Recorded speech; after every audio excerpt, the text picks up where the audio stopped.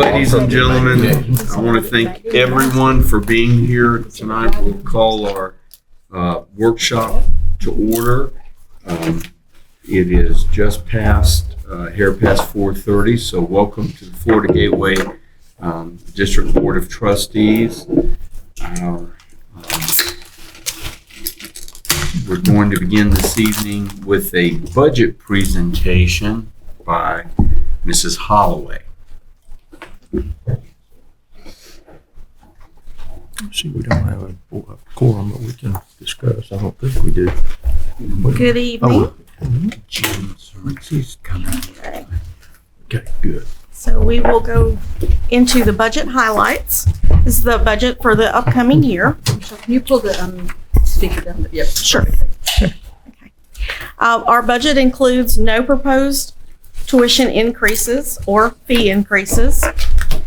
Also, it includes a 5% increase for our health insurance premiums, which is an estimate.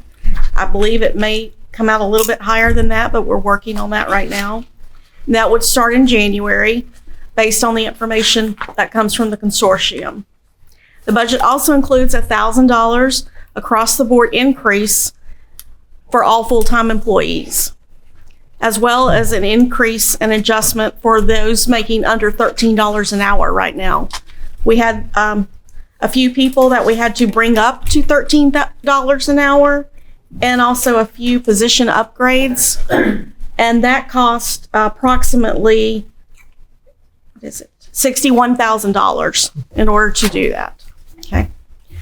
Our state appropriations increased by $512,234 for this upcoming budget year. The governor still hasn't signed the appropriations budget. We're hoping that will happen soon. So this is all based on what we know so far. Okay. So our peer comparisons, I show you this slide every year just to show how we're spending our money based on how our peers are spending their money. So we're right at 75% of our budget goes towards personnel, 24% goes towards current expenses, and 1% goes to capital outlay. We're a little bit less in our personnel budget than the college system average, and then a little bit higher in current expenses than our fellow peers in the college system. So we actually, the 75% for our budget, that ends up being the same as the 21-22 year. That's okay. Quick question. Yes, about sir. our first slide. Our $1,000 across the board, that's reoccurring money, not a bonus? That's reoccurring money, yes, sir. Thank you, ma'am. Okay. So can I ask another question about that, unless you're going to cover it someplace else? So originally we were talking about giving certain levels a merit increase as usual. And then I know I had expressed, looking at how we might be able to make sure that the upper side wasn't being penalized, because it is it's the right thing to do. So now we're back at everybody just gets $1,000 regardless of as long as you're making over $13 an hour. Right. So The ones that are brought up to 13. Yes. Walk me through why we decided to do that instead of what we were originally talking about. Right. Unless you're going to cover it in another slide. I can talk about Okay. it now. That's fine. That's going to help with our compression, especially with the $13 an hour increases.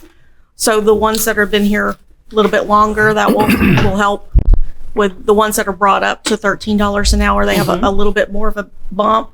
And also our average out of our full-time employees, their salary is about $52,000. So this equates to close to 2% for everybody, for the average employee, Okay. let's say.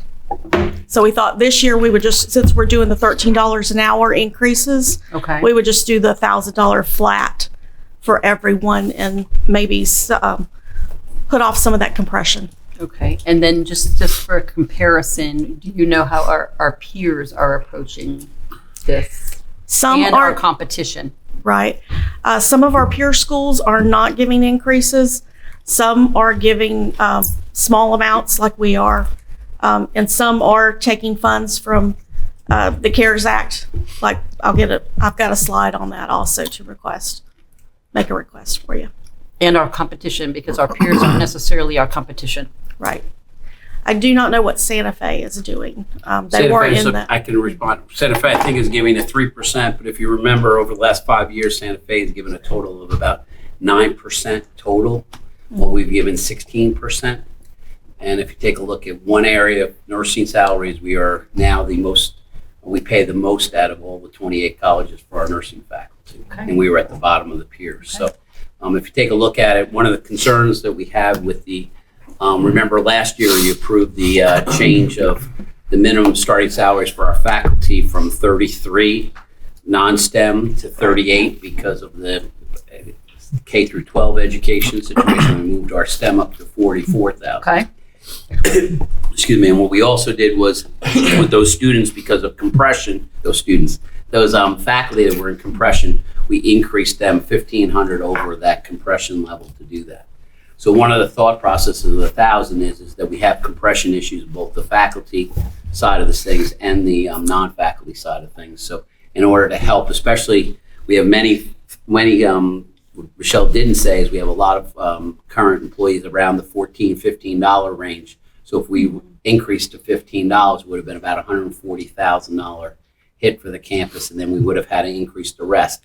If you take a look at Columbia County as an example, they're having a lot of compression issues because they didn't address compression. So when they increased those people, they didn't increase those other people. Okay. So And this that was kind of a way of trying to gradually It get. sounds like a reasonable and defendable approach to things. And then the other thing was, like, when I say competition, I know, again, historically, one of the places we have lost really great faculty to is the school systems.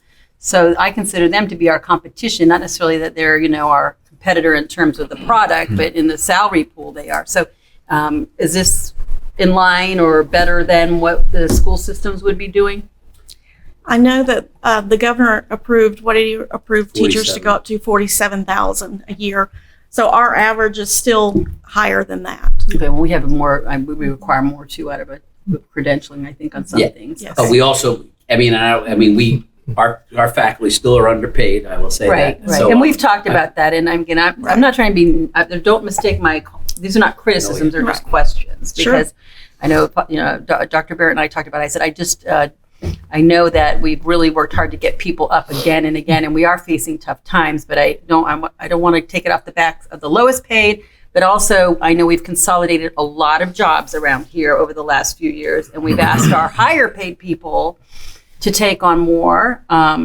So I want to make sure we're being fair to them as well. And so, you've done a lot of thought process through this, and you've walked me through that. So, again, I appreciate that.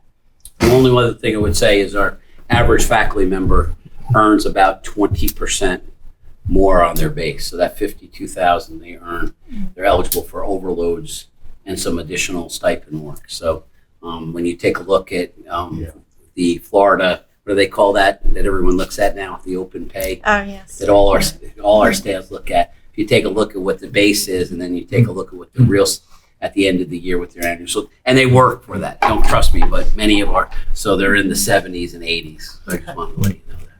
So you feel good about this? You feel good? I mean, I think it's fair. I would. Is it fair, considering the environment we're in? Yeah, and you'll hear Yes. later on what's not fair to us. But the thing is, so Okay. we could answer your questions.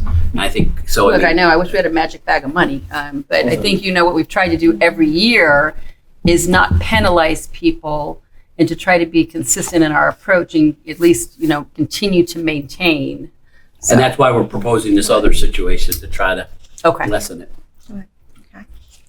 Okay, so this is just going over the recap, and I'm showing you the recap first. So I have more slides to go over with you, but this is just going to give you a little starting point of where everything is.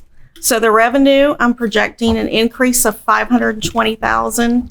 The state revenue was increased by $512, but the additional funds between the 520 and the 512, that's coming from some other areas that are not state appropriations that I'm budgeting for a small increase in. And then our budgeted personnel is $17,621,876, which is an increase over the previous year of $463,991.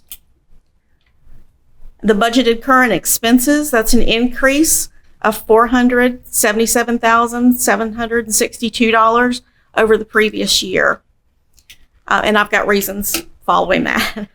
So the capital outlay, that's an increase of $19,000 as compared to the 21-22 fiscal year. So as you can see, the revenue and then minus all of our expenses, our estimated fund balance use would be about $384,000. Now, I will say that $384,000 is in our contingency fund. So I'm hoping that we don't touch that, but I do like to have that set aside just in case. What is our present fund balance? Fund balance is in cash, or cash is about $8 million. Thank you. You're welcome. Okay, so now we're going to get into why those things increased. So the salary changes are related to increases in the raises for the full-time faculty and staff, that $1,000, an increase in our Florida retirement system rate, as well as an increase in health insurance premiums. And we added an additional benefit this year, the employee assistance program. Oh, good. Yes, so we're very happy we were able to do that and give our employees another lifeline in some difficult times. Okay. The increase in the capital outlay, we're attributing that to refreshing our phones and computer systems campus-wide as needed, but to build up and get to where we can be on a schedule with our refresh of our computer systems. We have some computers that are really old. Yeah. I notice we've been putting a lot of things on the obsolete list. Yes. Surplus. And then the increase in current expenses, that's attributable to increase in property insurance, of course, our cleaning and landscaping contract increase this year, the return of the study abroad program after the COVID hiatus, and also the addition of women's flag football to our programs. Okay.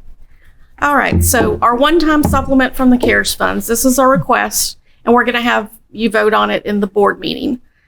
So we received approval from the CARES Act program coordinator that I work with to give a one-time supplement to our employees that have worked through COVID. We justified that by the disruption of the labor market and the supply chains, and that has led to the rising inflation rates, which we can tie all that back directly to the pandemic. Okay, so we're going to give the full-time employees $1,500 after taxes. So they're going to get that in their hand. And the part-time employees, which are adjuncts basically, as long as they're teaching at least 3 credit hours, will get $500 in their hands. So that's going to cost approximately $479,000 to the CARES Institutional Grant Fund. Yes, so we've got a little bit extra this year for our faculty and staff. Good. Okay. So do we have any questions? I know. Can you go back to that last slide real Absolutely. quick? Let me look. You want to explain we can't pay executives to that? You want to explain? Yes. Thank you. The CARES Act does have a stipulation where it's not allowed for executive salaries. We classified executives as who we consider executives in the Florida retirement system. So that's 11 people on campus. That's mainly everyone in executive council. That would not be. So they'll get their $1,000. They get $1,000, Right. which is better than what Dr. Barrett came originally to propose. I just, Maybe in the time. Yes. yes. So do we have any questions? I know I threw a lot at you. Okay, so again, and I mean, our fund balance. So we've talked about in the past about how much money we have in our fund balance and how we have to be. It's a fine line. You don't want to have so much that you don't end up getting any funding. And so, and I really hate that our 11 executives who have worked their tails off are not getting something more. I would be open to something to show our appreciation to them. I'm one person speaking on the board, but it just, like I said, I feel like we have really asked a lot of our executive staff, especially in the way Dr. Bear's been such a good steward financially of everything and by consolidating jobs and things like that. So I know we're trying to be super duper fiscally responsible, but I would be open to coming up with some kind of a stipend. It's 11 people. It's 11 people, so we're talking $11,000. Yeah. If we give them another $1,000, I mean, Yeah. It's I'd like to 11 see people. something go to our executive staff, including our president. Okay. He can decide he doesn't want it. He can donate it back to whatever he wants. But I just feel like, it's still, it's at least a token of our appreciation for their hard work. We do have a sister college that did this back in October. They used the CARES funds and gave their employees an increase, one-time increase. And they did out of operating funds for their executives. Okay. I'd So like to have you. that's a possibility. Again, one person who's speaking up. I'd like to see, even if it's $1,000 token amount or match the 1,500, whatever, pull it out of our operating funds. I don't think it's going to break our bank. No, we've got a great contingency fund. I agree with Mrs. Norris, and I would like to see myself personally the same $1,500. Not we can. I mean, we ask them all to share in all the pain and the pleasure together. So, We're very blessed. I'm okay with it. Huh? I'm okay with it. do we need to vote on that at the meeting then, or do I need to make it as a motion to add that to your presentation? Yes, please. I will. We can just Unless vote on Dr. it. Barrett, I don't want to. No, I'm fine. I don't want to overrule you, because No, like I said, no, I'm not trying to make you out the bad guy. Here we are, I'm Harry, and always- trying to hand out money. But I mean, you've been an amazing steward of our college financially, and I just feel like for that amount of money, it's really, I'm fine with that. we can come up with it someplace else. I can make that happen. Okay. As long as you're not cutting anything. But I appreciate how diligent you are in really watching the college's dollars, because we don't know what's going to happen next year, but we got money to spend on the right things. Exactly. And I think our staff is, we're 75% is staff. We have to spend it on the right things. So certainly this is not a vote, but just, kind of a consensus. Is that a consensus of the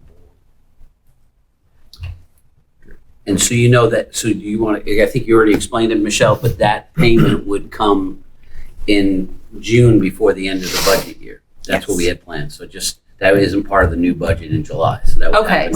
so what my motion would be to take that money for the executives that's not going to be part of the 2022-23 budget and pay it out of this year's operating funds. Is that what I would be doing as terms? And then you would Yes, ma'am. come up with a budget change for this year for us to approve at the next budget meeting? Is that the next meeting? Is that how it worked, the fund balance change? Right. Wait, we Or really maybe- wouldn't have to do that because I could take it out of contingency. Okay, right, okay. So just to make sure I got my motion clear. Thank you. Nice job. Thank you. Any other questions? Great. Thank you. Thank Michelle you. worked really hard on the budget. Do it if they So- make it. I just want to make you aware of some things as we talk about legislative update and STEM project update, and legislative update and challenges, opportunities discussion. So the first one which one should I do first? The state budget, or we should take on the consortium, Michelle? They're both Wild Wild West. Let's go consortium. So as some of you have served on this board before about the consortium, the issue of our consortium is now top priority, top of mind with Michelle and I and Cassie. Cassie had received a presentation from our consortium that indicated our prices will go up, our benefits will go down, and they want us to continue to try to increase our dependency, getting people for dependent coverage, the consortium. The consortium, remember, is part of the college presidents are the directors of the consortium. 26 out of the 28 colleges belong to the consortium, and supposedly they make the decisions regarding the consortium. The consortium indicated to us that our dependent coverage right now is $1,800, about $1,800 for dependent coverage per individual, correct? And the increase will be $2,200, will be up $2,200, so it'll be a $400 increase as we talk about raises in Suzanne's. As we talk about that, so any raise will be eaten up for anybody that has those coverage. We still maintain that we cover, according to this budget that we presented tonight to you, is that we will still cover 100% of the employees' benefit, which is about $9,000 now, Cassie. So it's about 9,000 somewhat dollars a year. Unfortunately, the consortium has not given us other comparison colleges, and once again, this college is being penalized for some reason, and we're trying to investigate that reason. On a listserv, we found that we're the only one with the increase we're receiving. And remember, 3 years ago, before you, they told us our employees were old and sick. And smoked. And that was their answer to the Board of Trustees. I would encourage us to bring them back again before you again. What is more concerning is that the cost benefit of the consortium is getting very nervousness. And thanks to the legislature, they did an APAGO survey to consider, thanks to some of us that encouraged the legislature to take a look at, could we join the state system? And they have done a APAGO survey and told how much it's going to cost to take on the 28 colleges. My understanding is, and I do not have any employees working for University of Florida or for the state, but it's $115 a month for family coverage. Our people are paying $2,200. So we can't compete sometimes for employees. I'm trying to be as quick as possible with this. The coverage for 8 employees for the consortium is $1 million without benefits for their 8 employees. Their executive director and I get a car. Public knowledge, I get a car, you give me a car, I'm appreciative to it. They've just bought him a Raptor truck. They pay $120,000 a year for space at Santa Fe College that they haven't been in 3 years. So their cost of it is astronomical. So we're just about tired of it, and we can't get traction with other colleges because they're larger, and I guess they're healthier than my staff. But that's a pretty disgraceful thing to do for our staff. So I'd like to ask you to, as we look at this, to bring them forward again. And Michelle and I and Cassie are going to reach out. We are starting to look at brokers and going directly to it once and for all. And to put it in perspective, if you take a look at the state of Florida, this consortium, when it comes to insurance, property insurance, we overpay about $150,000 a year on this campus because we pay for the hurricanes for all the schools, our sister campuses that are on coastlines and so forth. So we all share in that amount, but we don't share when it comes to the health care. And so there's something wrong with that system. So that's a significant issue for this institution as we move forward, regardless of our fund balance or anything else. And it's a big concern for us.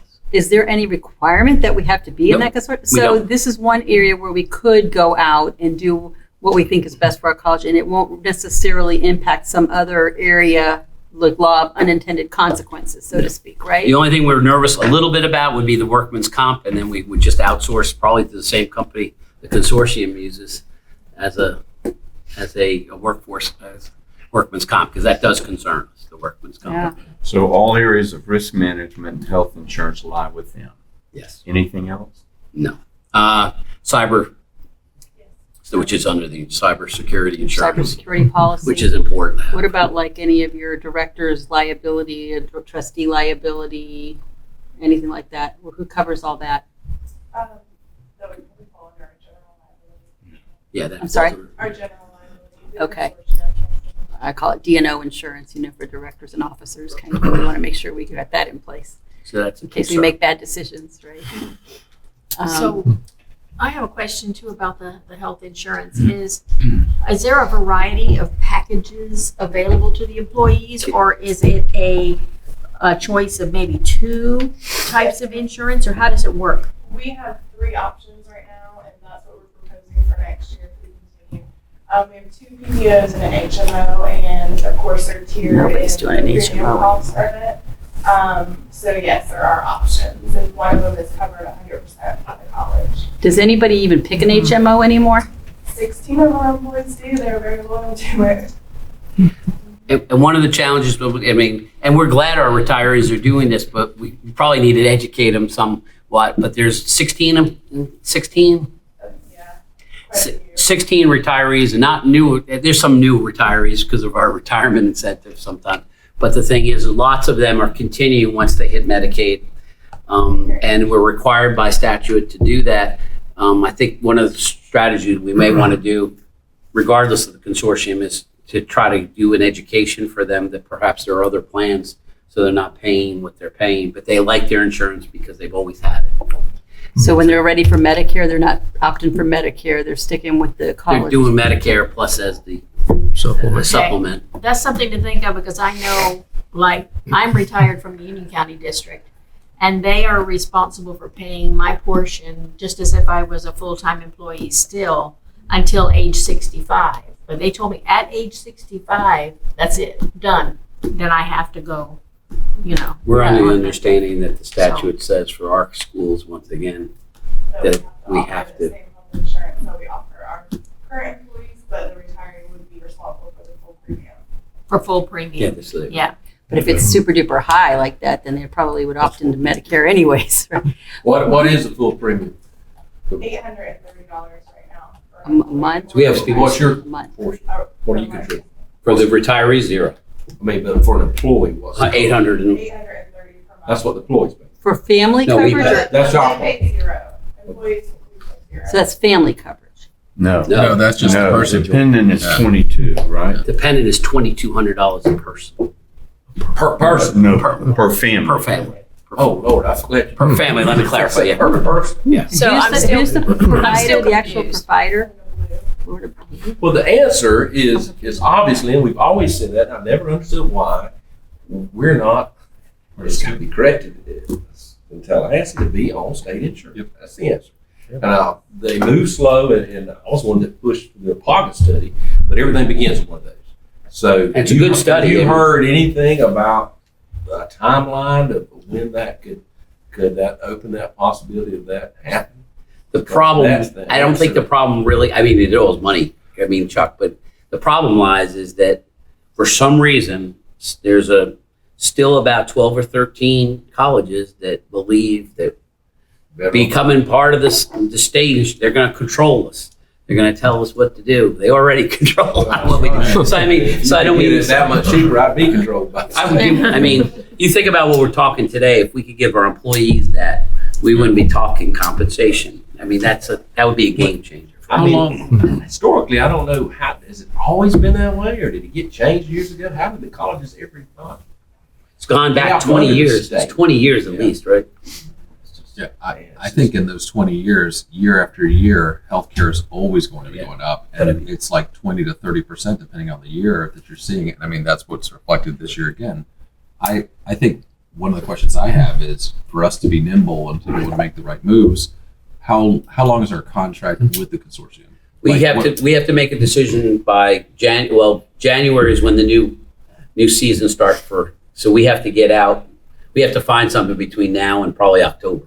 which is that's not a lot of time. I know. I mean, And so, but I mean, I still think though the right thing to do based on the information we have at hand, unless they compel us with some amazing argument as to why they are so valuable to us, I think the right move is we need to go separate because carrying the burden for other colleges at this point is putting a toll on our ability to be, take care of our constituents. So I agree with Chuck 110% on that, where it's clear that if we could get things worked out through the state, having worked at the University of Florida before and having their insurance, you've got multiple tiers there and you can kind of invest as much or little, and it's great coverage depending on how you pick it. So I'm in 100% agreement. I think the quicker we can do it now, of course, from a state standpoint, we'll have to see if we have any friends there that we can help. Who are the two colleges that are not currently with it? I believe at the time it was Miami-Dade. Is it Miami-Dade back in or are they out? Jacksonville was out, but they're back in. Miami-Dade and The state is out. Tallahassee Community College. Tallahassee was hit with the same time we were hit that time, and they got out. And How is North Florida, I mean. they've asked is there to join even- with us to do a a group. So we can make our own little rogue consortium? Yeah, that's what they've asked me today. We've been on the phone quite a bit. We can't even get the results of where we compare. So they've asked for a public But the records Florida request. Keys is getting stuck too. Florida Keys did better this year. Oh, really? He reduced some staff, so it's like 1 or 2 people that handle, but we don't even know what our reasoning for our huge increase has been. It's like playing a game and not knowing the rules of it. Yeah. I'm all for looking for alternatives that can provide better coverage. And too. transparency. I mean, transparency. I mean, my company's on United Healthcare. They're excellent. Every single doctor in town takes it, so, I mean, we've got options out there. Do that we should have be a looking at. relationship with a broker? Yes, I've reached out to Blue Cross and Blue Shield, and I've got a group agent that's going to be contacting us. Just straight to the source instead of going through a third party. And if we can get that, then we would look at the property very quickly, because that is where we're really paying for the rest of the state. Do we, just out of curiosity, do we employ like an HR consultant to help us with some of these things? Because I know that's what we do, and they pay for themselves in these savings. That's what I meant by broker. Okay. So that's what we're trying to look at. I mean, we only got hit on Monday with this, so it's kind of been. It's. Good timing to meet. So, and then the other question, if you have me, Mr. Chair, is and this, once again, I gotta be careful. Once again, the legislature has given the state college system more than an amount of money. The system asked for 58 or 59 million. The system was given this year, thanks to the legislature, if the governor signs it, $98 million for our system. So so the issue is not the legislature.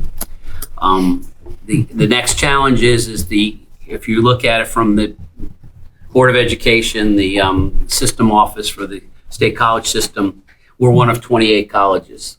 So they have to protect and work with 28 colleges. So I don't want to make either one of those. The problem with our funding lies within my colleagues. Our colleagues that are fat and happy continue to become fat and happy. And it was so bad this year that we got Senator Broxton to put improviso language in the bill that says that the college presidents, which I'm not thinking is the best way to do it, the college presidents will have until September 1st to come up with an equity formula for the system. And so we've been meeting and it's not going well. And remember, this college, I go back to what I said, we're funded, but a college that's identical to us in FTE, receives $7.5 million more a year than us. And how do they respond whenever They won't tell me how, because in one, when we went from 49 million to $98 million, our school got 2% of that money. Another school got 42% of that money. And when I've asked to show, and it's not based on the funding form, many of you know high school and K through 12, it's based on FTE, and you get supplementals from rural campus. The formula has 187 formulas in it, but if you get back to that same college, and I'm not saying that college shouldn't get their money. I'm not saying that at all. Identical colleges. Yeah. And the thing is our performance for every category is better. Every category.